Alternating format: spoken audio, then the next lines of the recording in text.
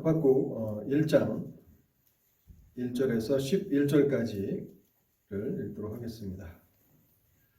구약성경 1301쪽 하박국 1장 1절에서 11절까지를 읽도록 하겠습니다.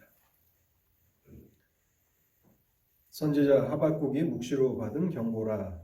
여호와여, 내가 부르짖어도 주께서 듣지 아니하시니 어느 때까지리이까? 내가 강포로 말미암아 외쳐도 주께서 구원하지 아니하시나이다. 어찌하여 내게 죄악을 보게 하시며 패역을 눈으로 보게 하시나이까? 겁탈과 강포가 내 앞에 있고 변론과 분쟁이 일어났나이다. 이러므로 율법이 해이하고 정의가 전혀 시행되지 못하오니 이는 악인이 의인을 에워쌌으므로 정의가 굳게 행하여 짐이니이다. 여호와께서 이르시되 너희는 여러 나라를 보고 또 보고 놀라고 또 놀랄지어다. 너희의 생전에 내가 한 가지 일을 행할 것이라 누가 너에게 말할지라도 너희가 믿지 아니하리라. 보라, 내가 사납고 성급한 백성 곧 땅이 넓은 곳으로 다니며 자기의 소유가 아닌 거처들을 점령하는 갈대아 사람들을 일으켰나니 그들은 두렵고 무서우며 당당함과 위엄이 자기들에게서 나오며 그들의 군마는 표범보다 빠르고 저녁 이리보다 사나우며 그들의 마병은 먼 곳에서부터 빨리 달려오는 마병이라. 마치 먹이를 움키려 하는 독수리의 나름과 같으니라. 그들은 다 강포를 행하러 오는데 앞을 향하여 나아가며 사람을 사로잡아 모으기를 모래같이 많이 할 것이요 왕들을 멸시하며 방백을 조수하며 모든 견고한 성들을 비웃고 흉복을 쌓아 그것을 점령할 것이라. 그들은 자기들의 힘을 자기들의 신으로 삼는 자들이라. 이에 바람같이 급히 몰아 지나치게 행하여 범죄하리라. 아멘. 하나님의 은혜를 구하며 먼저 잠시 기도하겠습니다. 자비로우신 하나님 아버지, 또 이렇게 복된 주님의 날을 저에게 허락해 주셔서 하나님 앞에 나와 하나님을 경배하게 하시니 감사합니다. 이 시간에도 저의 마음을 주관하여 주시옵소서. 저의 마음을 열어주시고 저의 어두운 마음의 진리의 빛을 비추어 주시옵소서. 성령으로 함께하여 주셔서 하나님의 말씀을 깨닫게 하여 주시옵소서. 우리가 봉독한 이 말씀은 수천 년 전 우리로부터 멀리 떨어져 있는 그런 이스라엘 땅의 한 선지자가 받은 말씀이지만 그러나 여전히 살아있는 하나님의 말씀이며 오늘 이 시대에 하나님의 백성들에게 주시는 하나님의 진리의 말씀임을 저희들이 믿사옵나이다. 하나님 아버지, 오늘도 이 말씀을 통해서 저희의 영혼에 말씀하여 주시고 이 말씀이 저희의 영혼의 양식이 되도록 일하여 주시옵소서. 하나님의 백성들이 이 폐역하고 타락한 세상 가운데서 어떻게 살아야 하는지 하나님의 말씀을 통해서 배우게 하시고 지치고 상하고 또 때로는 많은 환난 가운데서 고통 가운데 행하던 하나님의 백성들이 하나님의 말씀으로 위로와 힘과 용기를 얻게 하여 주시옵소서. 심히 부족한 자가 하나님의 말씀을 증거하기 위해서 단에 섰사오니 불쌍히 여겨주시고 말씀의 은혜와 능력을 더하여 주시옵소서. 주 예수 그리스도의 이름으로 기도하옵나이다. 아멘. 제가 한국에서 아내 그 병원을 이렇게 거의 출근하다시피 왔다 갔다 하면서 참 분주하게 생활을 하는 가운데 하나님의 말씀을 읽어도 잘 이렇게 마음에 와닿지가 않았는데 이 하박국 1장 말씀을 읽으면서 이렇게 큰 위로를 받게 되었고 그래서 여러분들과 함께 이 말씀을 나누어야 하겠다라고 그렇게 생각을 했습니다. 그래서 제가 제가 경험한 이 은혜를 여러분들과 함께 이제 나누려고 하는데요. 먼저 하박국이 어떤 책인가를 말씀을 드리면요. 하박국은 북이스라엘을 멸망시켰던 아수르라고 하는 나라의 수도였는데 이 아수르의 멸망서부터 남유다 예루살렘이 멸망하기까지를 예언했던 선지자가 하박국입니다. 대부분 이 소선지서들이 그 남유다의 멸망 그 시점에 활동했던 선지자들입니다. 그래서 이때는 구체적으로 북이스라엘이 이미 아수르에게 멸망을 당하였고 남유다도 멸망을 향하여 나아가고 있었던 때였는데요. 우리가 잘 아는 유다의 마지막 경건했던 왕 요시야 통치 만료부터 그의 아들 여호야김 때까지 활동했던 선지자가 바로 하박국입니다. 이 하박국의 특징은 하나님과 이 하박국 사이의 질문과 대답의 형식을 통해서 중요한 메시지가 전달되고 있다는 것입니다. 하박국이 하나님 앞에 질문을 던지고 하나님께서 선지자 하박국이 질문한 그 내용에 대해서 답변하는 형식으로 하박국은 구성되어 있습니다. 우리가 읽은 이 1장 말씀에만 보더라도요. 하박국이 두 개의 질문을 하나님 앞에 던집니다. 첫 번째 질문은 하나님 왜 내가 기도하는데 하나님은 응답하지 않으십니까? 하는 것입니다. 하나님 내가 하나님 앞에 외쳐도 하나님 앞에 부르짖어도 왜 하나님께서는 내 기도에 응답하지 않으십니까? 하는 것이 하박국이 하나님 앞에 던지는 첫 번째 질문이고요. 그것이 2절 말씀에 잘 기록되어 있습니다. 두 번째 하박국이 하나님 앞에 던지는 그 질문은 유대 사회가 심각한 불의를 행하고 있고 하나님의 율법을 떠나서 범죄하고 있는데 왜 하나님은 이 유대 사회에 관여하지 않으십니까? 왜 불의한 자들을 지켜만 보고 계십니까? 의인들이 악인들에 의해서 둘러싸여지고 고통을 당하는데 왜 의인들을 구원하지 않으십니까? 하나님. 그것이 바로 하박국이 하나님 앞에 1장에서 던지는 두 번째 질문이었습니다. 이 하박국의 질문에 대해서 하나님께서 자세하게 답변을 하시는데요. 특별히 두 번째 질문과 관련해서 하나님께서 답변을 주십니다. 그 당시 주변 국가들을 공포로 떨게 만들었던 무자비한 나라가 있었는데 그 나라가 바벨론이었습니다. 하나님은 이 바벨론을 사용하셔서 범죄한 유다를 심판하실 것이라고 말씀하십니다. 5절부터 11절까지가 바로 그 내용입니다. 그런데 하나님께서 하박국에게 오랜만에 답변을 주시는데 사실 이것은 하박국이 기대했던 답변은 아니었습니다. 하나님께서 하나님의 백성들을 심판하시는데 더 불의한 나라, 더 패역한 나라를 들어서 하나님의 백성 유다를 심판하신다라고 하는 그 내용을 하박국은 이해하기가 어려웠죠. 그래서 하나님 앞에 또 질문을 하고 하나님 앞에 나아가서 기도합니다. 그래서 하나님은 또 거기에 대해서 응답을 하시죠. 그래서 이 두 번째, 왜 하나님은 유다의 불의를 심판하실 때에 더 악한 나라를 사용하십니까? 거기에 대한 답변이 이제 하박국 2장인데요. 하나님께서 말씀하십니다. 하나님이 정하신 때가 되면 바벨론도 유다를 멸망케 할 때 사용되었던 바벨론도 하나님의 공의로우신 심판에 처해지게 될 것이니 이 문제를 나에게 맡기라고 말씀하십니다. 그러면서 믿는 성도가 어떻게 살아야 하는지를 가르쳐 주시는데 하박국 2장 4절 말씀입니다. 하박국에서 가장 유명한 말씀입니다.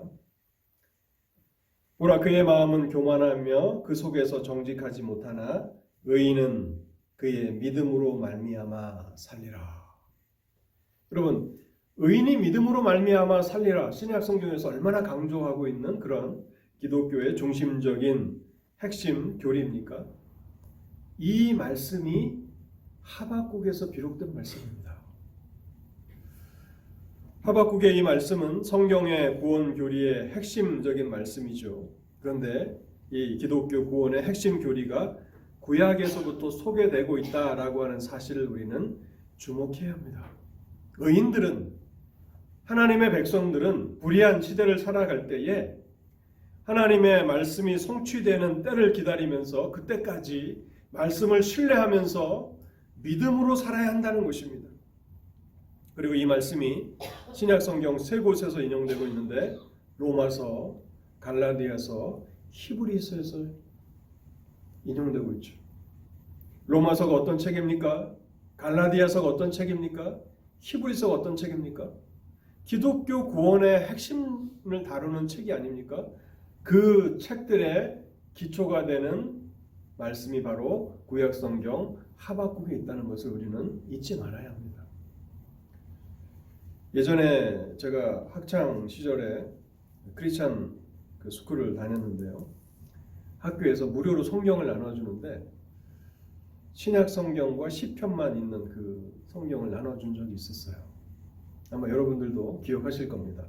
파란색 표지에 조그만 그런 성경인데 구약 성경은 없고 신약 성경과 시편만 이렇게 딱 묶어서 성경이 나왔고 많은 그 사람들이 무료로 베풀어 준 적이 있었습니다. 근데 그 성경을 받아들었을 때의 느낌은 무엇이었냐면 구약 성경은 별로 중요한 책이 아니구나라고 하는 인상을 받았어요. 사실은 그것은 잘못된 생각입니다. 구약을 잘 이해하지 못하고 신약을 제대로 이해하는 사람은 없습니다. 신약 성경의 깊이는 어디에서 나옵니까? 구약 성경을 아는 지식에서 오는 것입니다. 우리가 초등학교 때부터 고등학교 때까지 공부를 하지만 그 모든 교육 과정이 다 필요 없습니까? 대학만 가면 됩니까? 그게 기초인 것이죠. 이 초등학교부터 고등학교까지의 그 교육이 잘 기초가 자리 잡은 사람들이 사실은 대학에서 제대로 공부를 하는 것이죠.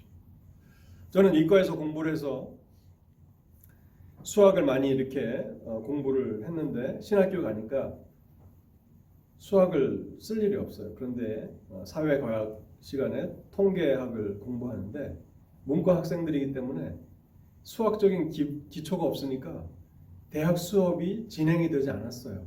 그래서 교수님이 이과 학생 없냐고 해서 이제 제가 손을 들었던 기억이 있는데 가장 기본적인 것들을 이야기하는데 문과 학생들이 어려워해서 저만 이렇게 바라보시면서 수업을 진행하시던 그런 때가 있었습니다.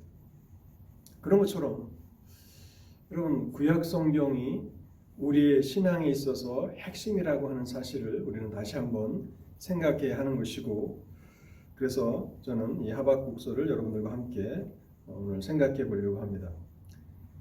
하박국 2장 4절에 의인은 믿음으로 말미암아 살리라. 이것이 기독교 핵심적인 교리일 뿐만 아니라 하박국 전체의 주제가 됩니다. 저는 오늘 이 하박국의 불평이라는 제목으로 이 하박국 1장을 여러분들과 함께 생각해 보겠습니다. 먼저 첫 번째로요. 하박국이 불평했던 내용들이 무엇인가를 생각해 보면요. 하박국은 3절 말씀에서 이렇게 하나님 앞에 말씀합니다. 어찌하여 내게 죄악을 보게 하시며 폐역을 눈으로 보게 하시나이까? 겁탈과 강포가 내 앞에 있고 변론과 분쟁이 일어났나이다.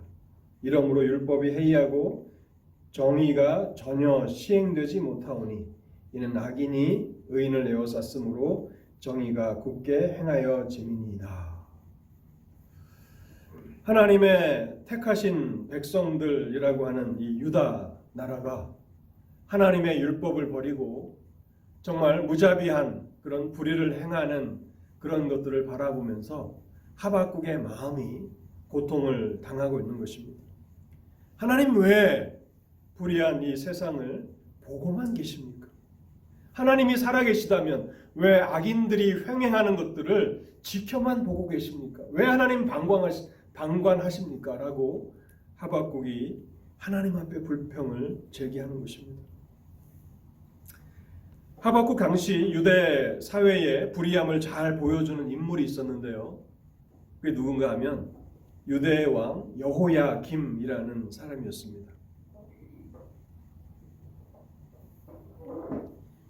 여호야김이라고 하는 이 사람은 유다의 마지막 경건했던 왕 요시아의 아들이었는데 아버지와는 달리 불의한 그런 왕이었습니다.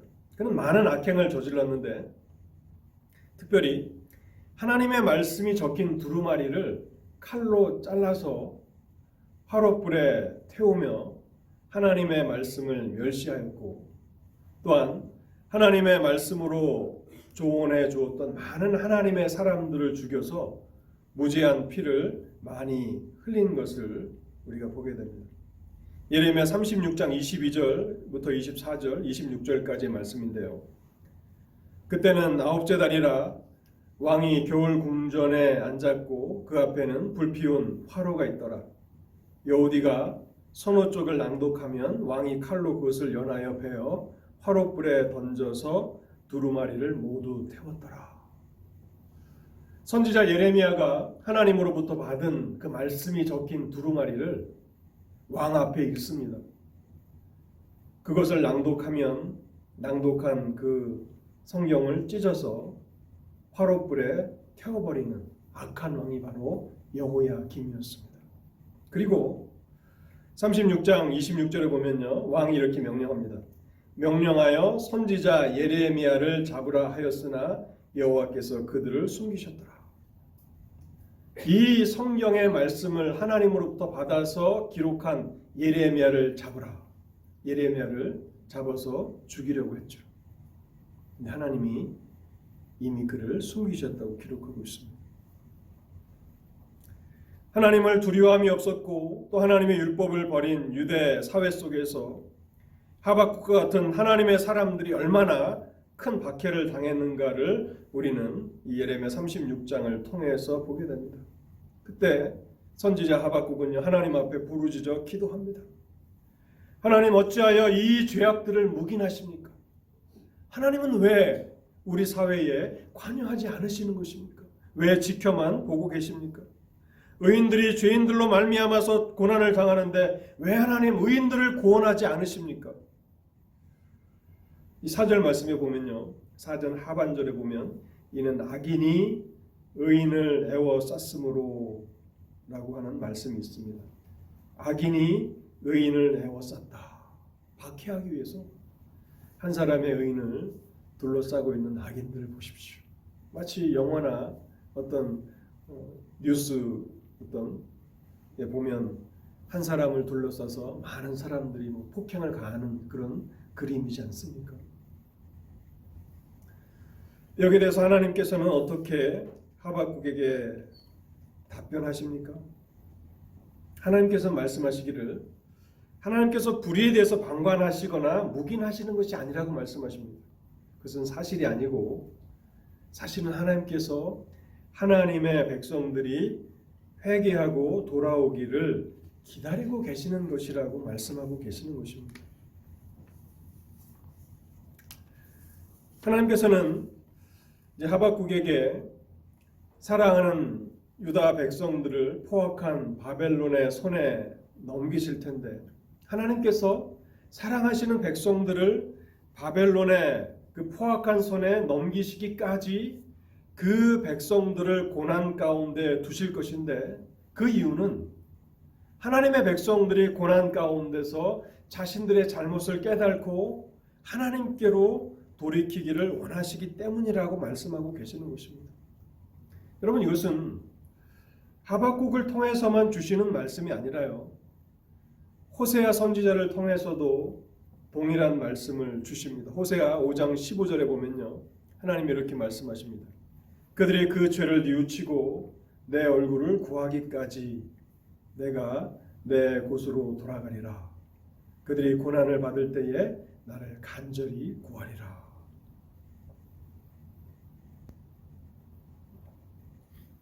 하나님께서 유다 사회에 개입하게 되시면 하나님의 공의를 따라서 그들을 판단하실 것입니다.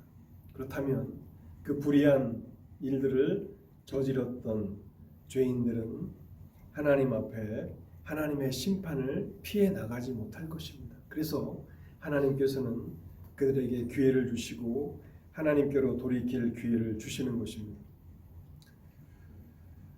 제가 호세아 말씀을 가지고 여러분들과 나눌까 아니면 하박국 말씀을 가지고 나눠야 할까 사실 고민을 되게 많이 했는데요. 호세아 6장에 보면 이런 말씀이 있습니다. 호세아 6장 1절부터 3절인데요. 오라 우리가 여호와께로 돌아가자. 여호와께서 우리를 찢으셨으나 도로 낫게 하실 것이요 우리를 치셨으나 싸매어 주실 것이니라. 여호와께서 이틀 후에 우리를 살리시며 셋째 날에 우리를 일으키시리니 우리가 그의 앞에 살리라. 그러므로 우리가 여호와를 알자. 힘써 여호와를 알자. 여러분 호세아 선지자가 말하는 이 말씀 여호와를 알자. 힘써 여호와를 알자. 이 말씀은 많은 의미를 함축하고 있는 말씀인데요. 하나님을 오해하지 말라는 것입니다. 하박국처럼 하나님께서 유다 사회에 관심이 없으셔서 불의한 이들을 가만히 방관하고 계시는 것이 아니라 하나님은 그들이 자신들의 죄를 깨닫고 하나님께로 돌이키기를 기다리고 계시는 것이라. 하나님의 마음을 알자 하는 것입니다. 오늘 이 미국 사회는 어떻습니까? 우리가 살아가고 있는 이 세상은 어떻습니까? 많은 불의가 있죠. 하나님의 말씀을 멸시하고 하나님의 사람들을 박해하는 그런 사회가 점점 더 되어가고 있지 않습니까? 그럼에도 불구하고 하나님께서 방관하고 계시는 것 같고 지켜만 보고 계시는 것 같은 그것은 하나님을 오해하는 것입니다. 하나님은 사람들이 자신들의 잘못을 깨닫고 돌이키도록 기회를 주시고 계시는 것입니다. 하박국이 두 번째로 이제 하나님 앞에 제시하고 있는 그 질문은 무엇입니까? 2절 말씀인데요. 2절 말씀을 오늘 본문 2절 말씀을 제가 다시 한번 읽어보도록 하겠습니다.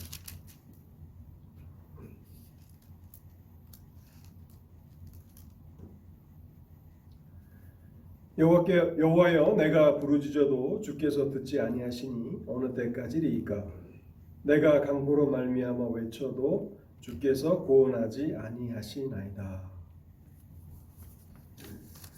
여러분 이것은 하나님께서 우리의 기도에 응답하지 않으신다라고 하는 그런 불평입니다. 하박국의 불평이죠.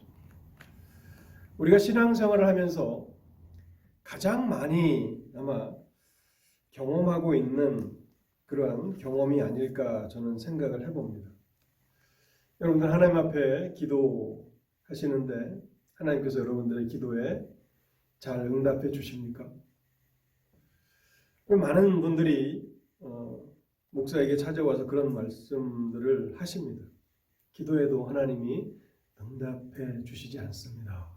아마 여러분들이 그런 말씀을 하시는 것을 제가 들었던 기억이 있습니다. 우리가 아무리 하나님 앞에 기도해도 내 기도는 응답되지 않는다 하는 것이 우리의 답답함인데요. 여러분 하박국의 답답함이 바로 그것이었습니다. 선지자 하박국도 그런 답답함을 가지고 있었어요. 내가 하나님 앞에 부르짖어도 하나님께서 듣지 아니하시고 내가 큰 소리로 외쳐도 하나님께서 내 기도에 응답하지 않으신다 하는 것입니다. 그러면서 2절에 보면 중반쯤에 보면 어느 때까지리까? 라고 하나님을 향하여서 하박국이 호소하고 있습니다. 하나님 어느 때야 제 기도에 응답해 주실 것입니까? 언제까지 제가 이 기도를 계속해서 하나님 앞에 올려야 하는 것입니까? 하박국은 오랫동안 자기가 사랑하던 민족 하나님의 백성들을 위해서 기도했습니다. 하나님의 나라의 정의가 하수와 같이 흘러가기를 원했고 하나님의 백성들이 하나님의 율법을 존중하고 하나님을 온전히 경외하는 그러한 정의로운 사회가 되기를 위해서 하나님 앞에 기도했습니다. 그런데 백성들이 자신들의 죄를 회개하고 하나님께로 돌이키기는커녕 오히려 유대 사회는 더 깊은 죄악으로 빠져가는 것을 지켜만 볼 수밖에 없었습니다. 여러분, 그것이 얼마나 큰 고통입니까? 여러분들이 하나님의 교회를 또 하나님의 백성들을 사랑해서 하나님 앞에 나와서 주야로 부르짖습니다. 하나님, 우리 교회를 축복해 주시고 우리 성도들 축복해 주십시오. 그런데 점점 우리가 경험하는 삶에서 체험하는 것은 무엇입니까? 하나님의 교회들은 점점 힘을 잃어가는 것 같고 또 하나님의 백성들은 점점 하나님의 은혜를 누리지 못하며 그렇게 살아가고 있는 것 같은 그런 현실입니다. 그러한 현실들을 바라볼 때에 기도하는 사람들은 얼마나 고통스럽습니까? 그래서 하나님, 얼마나 제가 더 기도해야 합니까? 언제까지 이 기도를 계속 하나님 앞에 올려야 합니까? 라고 그렇게 우리도 불평할 수 있다는 것입니다. 저는 이 하박국을 통해서 이렇게 좀 한국에서 위로를 받았다고 말씀을 드렸잖아요. 많은 말씀들을 제가 읽고 들었지만은 이 하박국 말씀을 통해서 많이 이렇게 위로를 받았는데 그 위로를 받은 부분이 바로 이런 부분입니다. 이것은 나만 경험하고 있는 것이 아니구나. 목사로서 제가 하나님 앞에 기도하고 또 교회를 위해서 기도하고 성도들을 위해서 기도하고 또 가족들을 위해서 또 자녀들을 위해서 또 친척과 친구들을 위해서 또 이 사회를 위해서 기도합니다. 그런데 내가 기도하는 그 방향대로 나아가지 않고 오히려 정반대로 흘러가는 것 같은 그런 느낌을 받을 때 참 그것이 고통스럽더라고요. 그런데 이러한 고통스러운 체험을 오래전 수천 년 전에 하나님의 사람 하박국도 경험했다라고 하는 것을 제가 이 성경을 통해서 깨닫게 될 때에 그것이 적잖은 위로가 되었던 거예요.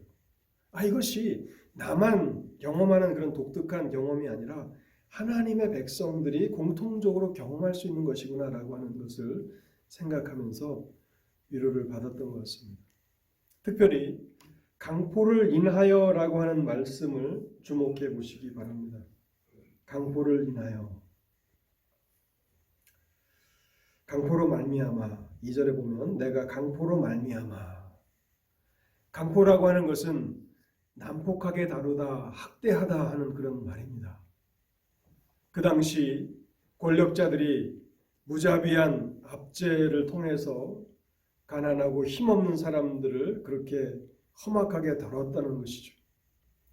왕을 비롯하여서 그 당시에 권력을 가지고 있었던 힘 있는 사람들이 힘없는 백성들을 그렇게 난폭하게 다루고 학대했다는 것입니다.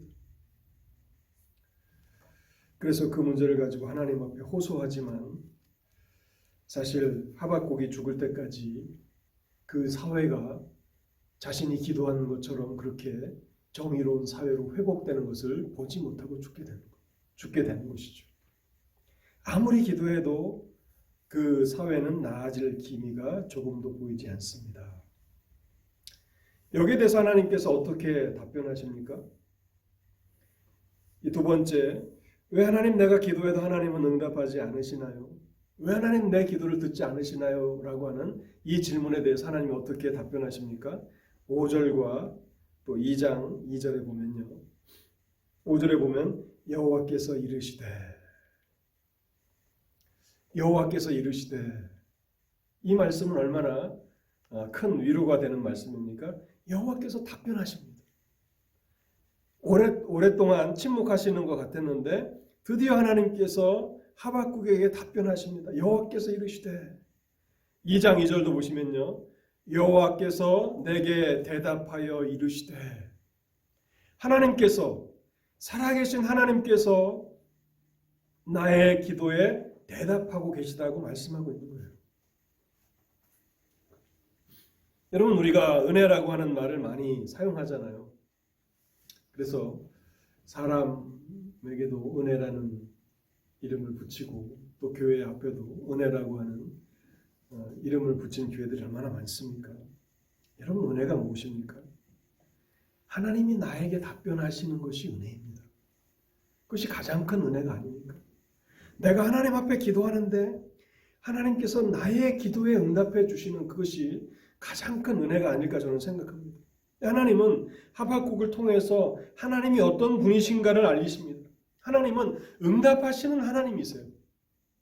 우리가 아무리 부르짖고 아무리 기도해도 하나님께서 답변하지 않으시는 침묵하시는 하나님이 아니라 하나님은 응답하시는, 우리의 기도에 응답하시는 하나님이시라고 하는 이 사실이 하나님의 백성들에게 얼마나 큰 위로입니까?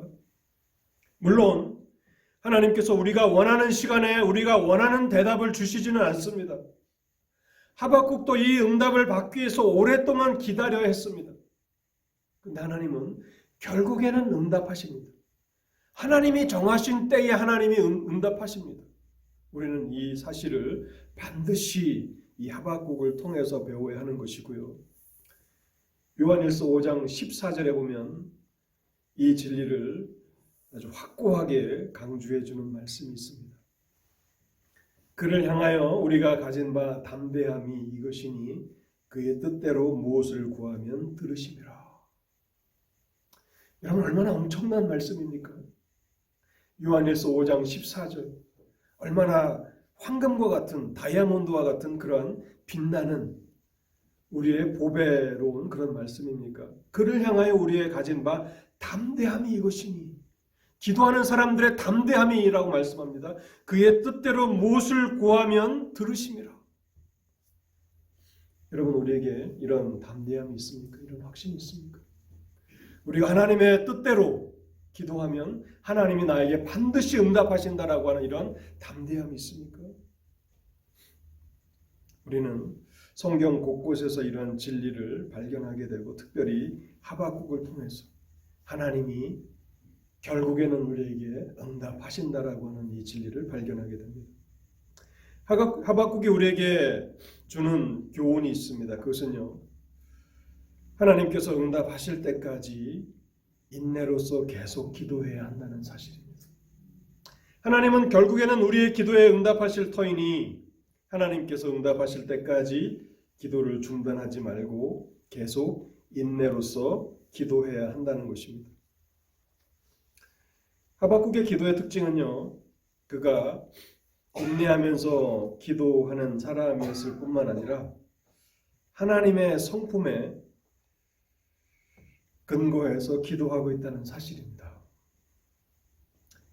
시간 관계상 상세하게 다 말씀을 드리지 못하지만 1장 12절과 3장 3절에 보면 하나님을 거룩하신 하나님이라고 그렇게 소개하고 있고요. 하박국 3장 6절에 보면 만군의 주권자가 되시는 하나님이라고 그렇게 고백합니다. 또 하박국 3장 18절에 보면 자기 백성을 구원하시는 하나님이라고 고백하면서 그렇게 기도하고 있습니다. 하박국이 수많은 갈등과 고민 속에서 질문을 가지고 하나님 앞에 나아갑니다. 그런데 하나님이 어떤 분이신가를 생각하면서 기도하며 나아갑니다. 그런데 놀라운 것은요, 하나님께서는 이 기도를 통해서 하박국을 가르쳐 주시고 계시고 하나님을 더 깊이 알도록 그를 이끌어 가십니다. 그리고 이 모든 과정을 통해서 결국에는 하박국을 하나님의 형상으로 새롭게 빚어 가시는데 그것이 하박국이 우리에게 도전하는 놀라운 하나님의 은혜입니다. 왜 우리가 이러한 불의한 사회를 살아가면서도 하나님 앞에 기도하는 것을 포기할 수 없습니까? 얼마나 바쁩니까? 정말 다들 바쁘시잖아요. 그래서 조금의 시간을 내서 무엇인가 이렇게 요구할 때 참 죄송스러운 마음이 있죠. 왜냐하면 바쁜 걸 다 아니까. 그럼에도 불구하고 왜 교회에서는 매 주일마다 성경을 읽고 기도해야 한다고 하는 사실을 늘 강조하는 것입니까? 기도를 하는 이 일들이 우리에게 유익이 되기 때문에 그러한 것입니다. 하나님께서 결국 이런 질문들, 많은 불평들, 많은 의문들을 가지고 우리가 하나님 앞에 기도로 나아갑니다.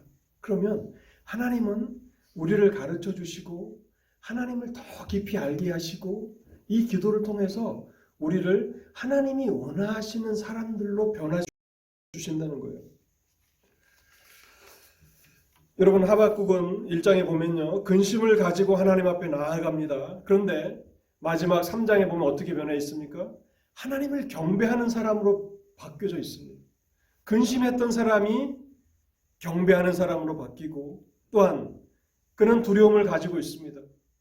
북이스라엘이 아수르에 의해서 멸망을 당했는데 이제 남유다조차도 바벨론에게 멸망을 당하고 말 것이 아닌가. 하나님이 지금 이 불의한 사회에 개입하지 아니하시면 남유다도 북이스라엘과 동일한 비참한 그런 끔찍한 치욕을 경험할 것이 아닌가 하는 그런 두려움을 가지고 있습니다. 그런데 그 두려움이 이제 믿음으로 승화됩니다.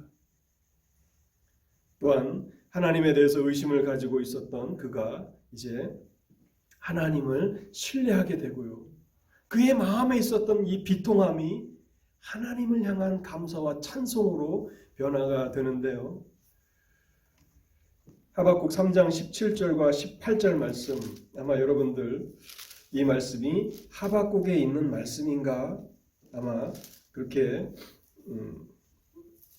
하박국에 대해서 이렇게 잘 모르시는 분들도 한 번쯤은 이 말씀을 들어보셨을 것입니다. 3장 17절과 18절입니다. 비록 무화과 나무가 무성하지 못하며 포도나무에 열매가 없으며 감람나무에 소출이 없으며 밭에 먹을 것이 없으며 우리의 양이 없으며 외양간에 소가 없을지라도 나는 여호와로 말미암아 즐거워하며 나의 구원의 하나님으로 말미암아 기뻐하리로다. 얼마나 놀라운 변화입니까? 하나님 앞에 불평하며 시작했던 그 기도가 이제 하나님 앞에 찬송으로 바뀌고 있잖아요. 그런데 저도 중고등학교 때 아마 이 하박국 3장 17절과 18절을 이렇게 복음성가로 불었던 그런 경험이 있는데요. 근데 이 내용을 보면 참 비참한 거예요. 어떠한 배경이 있는가 하면 이제 남유다가 바벨론에게 짓밟히고 멸망을 당하는 상황입니다. 무화과 나무가 무성하지 못합니다. 전쟁의 때 어떻게 무성하겠습니까?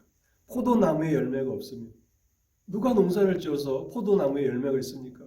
감람나무에 소출이 없으며 먹을 것이 없습니다. 농사가 다 망칩니다. 밭에 먹을 것이 없으며 우리의 양이 없으며 다 적군에 의해서 양식이 될 만한 가축들을 다 몰수당했겠죠. 외양간에 소가 없을지라도 남유다가 멸망해 버린 것입니다. 그런데 이제 하박국이 불평했던 그 하박국이 땅바닥에 주저앉아서 하나님 앞에 엉엉 울며 탄식하고 통곡하고 있습니까? 그것이 아니에요. 나는 여호와로 말미암아 즐거워하며 나의 구원의 하나님으로 말미암아 기뻐하리로다. 나라가 멸망하고 그래서 아무런 소망이 없어 보이는 그런 현실 가운데서도 하박국은 이제 하나님 앞에 감사하는 사람이 되고 있다는 것입니다. 이것이 바로 하나님께서 기도를 통해서 선지자 하박국을 새롭게 빚어주시는 것입니다. 왜 우리가 기도해야 합니까? 이러한 은혜를 경험할 수 있기 때문에 그러한 것입니다. 결론의 말씀을 드리도록 하겠습니다. 불의한 세상 속에서 하나님의 백성들은 어떻게 살아야 합니까? 하박국처럼 질문을 가지고 의문을 가지고 때로는 불평을 가지고 하나님 앞에 나아가 인내로서 기도해야 합니다. 하나님께서 우리의 기도에 응답하지 않으시는 것처럼 느껴질지라도 하나님께서 우리에게 응답하시기까지 기도하기를 포기하지 말아야 합니다. 그러면 결국에는 하나님께서 우리에게 응답하실 것입니다. 요한일서를 통해서 우리에게 주시는 것처럼 우리의 가진 바 담대함이 이것이니 우리가 주의 뜻대로 무엇을 구하면 그가 이루시리라. 이런 담대함이 있어야 합니다. 이런 담대함이 있는 사람들은 기도하기를 포기하지 않는 것입니다. 불의한 세상 속에서 하나님의 백성들은 어떻게 살아야 합니까? 믿음으로 살아야 합니다. 하나님이 정하신 때가 되면 하나님께서 세상을 공의로 판단하실 것입니다. 하나님이 잠시 불의한 세상을 방관하시는 것 같이 보이지만 그것은 하나님을 알지 못하는 것입니다. 하나님은 죄인들이 회개하고 돌아오기를 기다리고 계시는 것입니다. 하나님을 오해하면 안 됩니다. 성도는 인내로서 이 때를 기다리며 흔들리지 말아야 합니다. 고통을 당할수록 질문을 가지고 의문을 가지고 하나님 앞에 나아가 기도해야 하고 또 이 기도의 삶을 통해서 우리를 더 하나님의 형상으로 빚어가시는 이 은혜를 경험하며 살아야 합니다. 이런 은혜가 저와 여러분 모두에게 있어지기를 바랍니다. 기도하시겠습니다. 하나님 아버지 감사합니다.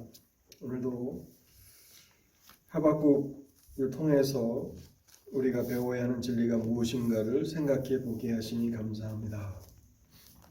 수천 년 전 우리와 동떨어진 문화 가운데서 살았을 사람이지만 그러나 경험하는 영적인 그 경험은 얼마나 동일한 경험인지를 생각할 때에 하나님 여전히 우리에게 위로가 되고 또 교훈이 되고 소망이 됨을 감사합니다.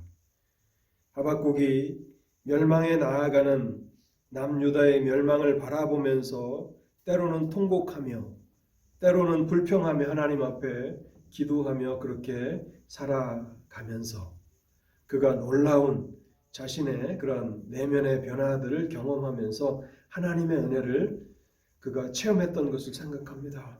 하나님, 우리가 살고 있는 이 세상 또한 우리가 기도하는 것처럼 더 정의로워지고 더 하나님을 경외하고 더 정직하고 의로운 그런 사회가 되기보다는 마지막 주님의 재림이 가까울수록 세상은 더 하나님으로부터 멀어진다고 했습니다. 하나님, 이러한 때 우리가 자포자기하고 기도하는 것조차도 포기하고 그렇게 슬픔 가운데 살아가지 않게 하여 주시고 하나님 마지막까지 하나님의 백성들로 믿음으로 살게 하시고 또한 기도를 통해서 하나님 앞에 질문을 가지고 때로는 원망을 가지고 많은 의문을 가지고 나아가서 간구하게 하시고 기도하는 자들에게 주시는 그 은혜를 우리 또한 누리며 절망적인 상황 가운데서도 하나님으로 말미암아서 우리가 기뻐할 수 있는 온전한 믿음의 사람이 되도록 오늘 이 말씀을 사용하여 주옵소서. 주 예수 그리스도의 이름으로 기도하옵나이다. 아멘. 우리 다 같이 일어나셔서 397장 찬송가 397장 같이 부르시고 예배를 마치도록 하겠습니다.